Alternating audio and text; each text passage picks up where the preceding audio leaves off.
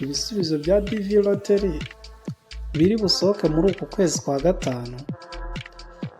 Ese wari warasabye? Ese uzi igihe bizasohokera itariki nyakuri? Uzi aho wabirebera se? Uzi uko wamenya niba waratsinze cyangwa utaratsinze? Mureke tugendere hamwe muri iki kiganiro, tugiye kubasobanurira step by step uko wareba ndetse n'icyakubwira ko wabaye selected cyangwa se utabaye selected. Ndamanza nsobanurire abantu mutari kumenya DV Lottery icyo ari cyo. Ku kijyanye na DV Lottery rero, tugiye kubanza tubibasobanurire mbere y'uko dukomeza ikiganiro ngo tubabwire ku bijyanye n'amatariki ibisubizo bizasohokera ndetse n'ibindi byose. So DV Lottery ni gahunda ya Leta Zunze Ubumwe za Amerika. Iyi gahunda ikaba igamije guha abantu amahirwe yo kubona visa binyuze muri tombora cyangwa se random selection.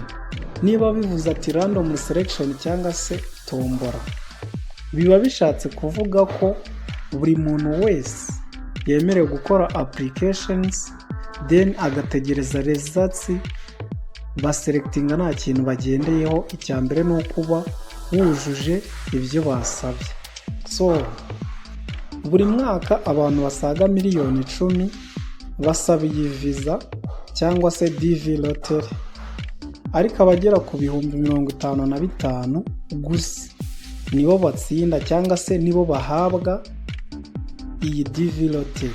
Bivuze ati buri mwaka, suppose turi muri 2025, ejo bundi nihabaho gusaba DV Lottery cyangwa se visa, abantu basaga miliyoni 10 basaba iyo DV Lottery, ariko muri abo miliyoni 10 batoranyamo randomly nta kintu bagendeyeho, bagahitamo abantu ibihumbi 55 nibo batsinda bagahabwa iyo visa. Ese wakibaza ngo ibihugu biba byemerewe gusaba iyo visa ni ibihe? Hari ibihugu biba bitemerewe ndetse n'ibiba byemerewe. Ibihugu biba bitemerewe usanga kenshi ari nk'ibihugu byashiriweho ibihano na Amerika cyangwa se n'isi muri rusange. Nibyo usanga bitari mu bihugu byemerewe gusaba iyo visa. Gusa ikintu nakubwira ni uko uyu munsi ku bantu bari mu Rwanda twese tuba twemerewe gusaba iyo visa, kandi umuntu usaba visa byibuze agomba kuba yarasoje amashuri 6 yisumbuye. Nimvuga amashuri 6 yisumbuye, ubwo wumve AD cyangwa se advanced level, cyangwa se ukaba ufite uburambe mu kazi. Akazi ashobora kuba ari akazi runaka, byaterwa n'akazi akariko. Ubu tugiye kongera tubasobanurire neza ku bijyanye n'ibisubizo igihe ibisubizo birasohokera. Ibisubizo bya DV Lottery rero 2025 bizasohoka ku itariki 4 Gicurasi 2025. 4 Gicurasi ubwo ni itariki 4 z'ukwa gatanu, ngire ngo murabyumva. Nejo bundi harabura iminsi mike. Mbese muri make uzasanga mu masaha y'amanywa saa 6 ku isaha ya GMT, bivuze ko mu Rwanda zaba ari ku isaha ya saa 10 z'amanywa. Wakibaza ngo ese uzareba ibisubizo wahawe kuri DV Lottery yawe cyangwa se visa unyuze ku yihe website? Niba ushaka kumenya website wanyuraho uri kureba ibyo bisubizo, watwandikira muri comment, then muri comment turaza kubapiningiramo website wakoresha uri kureba DV Lottery yawe, uri kureba visa yawe niba warabaye selected cyangwa se utarabaye selected. Tugiye kongera turebere hamwe uko wasuzuma ibisubizo byawe niba warabaye selected. Ku muntu ukora application, iyo uri gukora application ya visa uhabwa icyo bita confirmation number. Confirmation number iyo uyihawe uba ugomba kuyibika neza.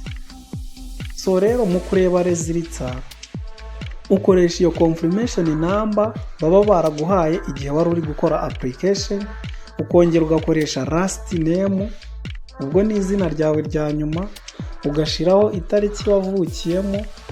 Itariki ushiraho ni itariki igomba kuba ihuye byibuze ni itariki iri kuri ID yawe cyangwa se indangamuntu yawe.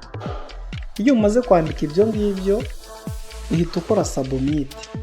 Iyo ukoze submit rero nibwo uhita ubona ni warabaye selected. Mu bisubizo uzahabwa uhabwa ibisubizo bibiri.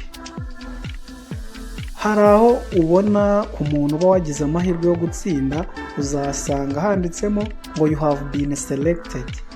Icyo gihe iyo bakubwiye ngo you have been selected baba bakubwiye ko wahiswemo, watoranijwemo muri abo bantu.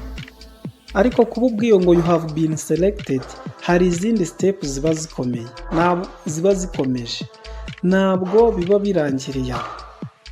Rero ku muntu utabaye selected ngo agire amahirwe yo kuba yajya muri Amerika ngo atsindire iyo visa, we azasanga handitseho ati you have not been selected. Ahangaha uba waragize amahirwe make kandi ntukirenganye mu gihe uzi ko iyo wari uri gukora application wari wuzuje ibisabwa. Ushobora kwibaza uti ese igihe nibagiwe password byagenda ute? Ubwo nimvuga password yawe wumva ati confirmation number.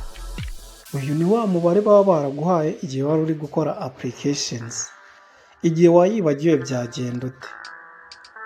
Ahangaha icyambere ni uko uba wibuka email wakoresheje igihe wari uri gukora iyo application, ukabuzi itariki wakoresheje y'amavuko ndetse n'amazina yawe yose. Ibi ngibi rero ubikoresha iyo wibagiwe iyo password, then wabikoresha bagahita bakwibutsa confirmation number yawe.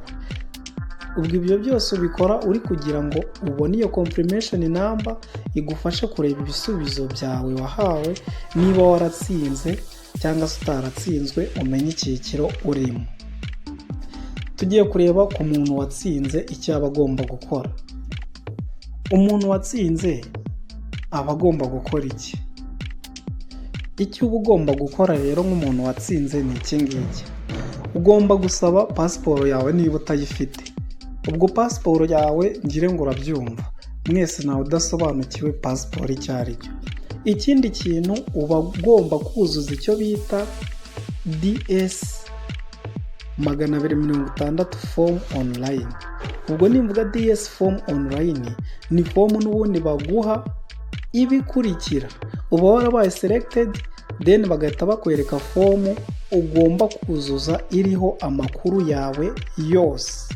Ukayuzuza ugakoresha amakuru y'ukuri. Ikindi kintu gikurikiraho ni ugutegura ibyangombwa byawe by'amashuri, ibyemezo by'ivuriro. Ubwo nimvuga ibyemezo by'ivuriro uhite wumva health insurance, urugero mituweli, rama, ibintu nk'ibyo. Niba ufite kandi konti za banki uba ugomba kuzitegura nazo, kuko ntawamenya hari igihe bigenda ukundi. Ikindi kintu gikurikiraho ni ukwitegura interview. Interview rero uyihabwa na ambassador ya US muri icyo gihugu uherereyemo. Suppose katuvuge ko uherereye mu Rwanda. Niba uherereye mu Rwanda rero ukaba warabashije kuba random selected muri abo bantu 55,000. Mwese bababwira itariki mukajya kuri ambasade ya US, katuvuge wenda ko iri muri Kigali. Niba mugiye muri Kigali, iyo ambasade ibategurira interview.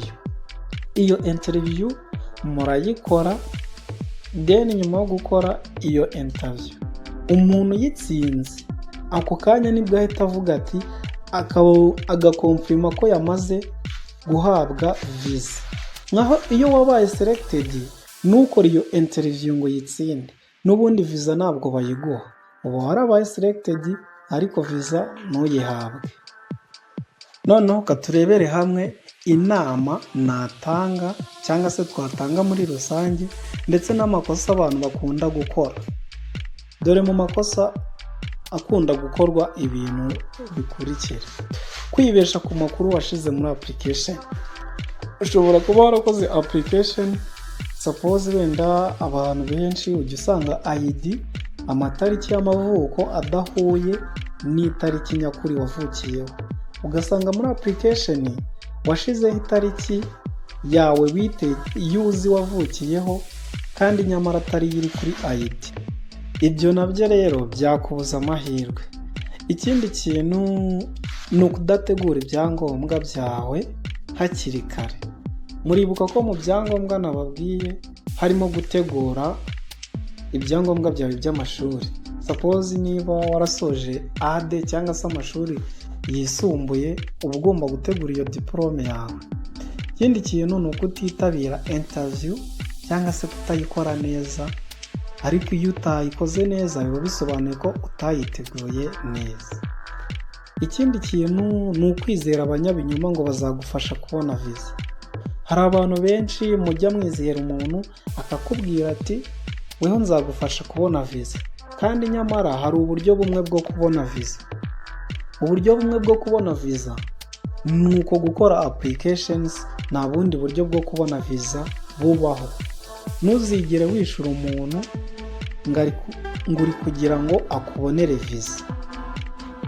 So nyuma y'uko turebye ibyo byose maze kubabwira rero, nizeye neza ko iyi video cyangwa se iki kiganiro cyakunyuze. Niba uzi ko iki kiganiro cyakugiriye umumaro kandi ukaba wari usanzwe uzi ibi byose, nabwo nta kibazo, nizere ko utabura ikintu wungukira muri iki kiganiro. Nagiraga ngo mbabaze utu tuntu tw'amatsiko. Ese waba warasabye DV Lottery cyangwa se visa? Ese waba warasabye ukabisaba utabizi neza, cyangwa ukaba waribagiwe confirmation number yawe? Ku muntu wibagiwe confirmation number, twandikire muri comment tugufashe, nta kibazo. Nitubona muri benshi turabategurira ikiganiro cy'uburyo mwakongera kubona confirmation number zanyu, kugira ngo muzabashe kureba ibisubizo, kuko ibisubizo birasohoka ku itariki 4 z'ukwa gatanu.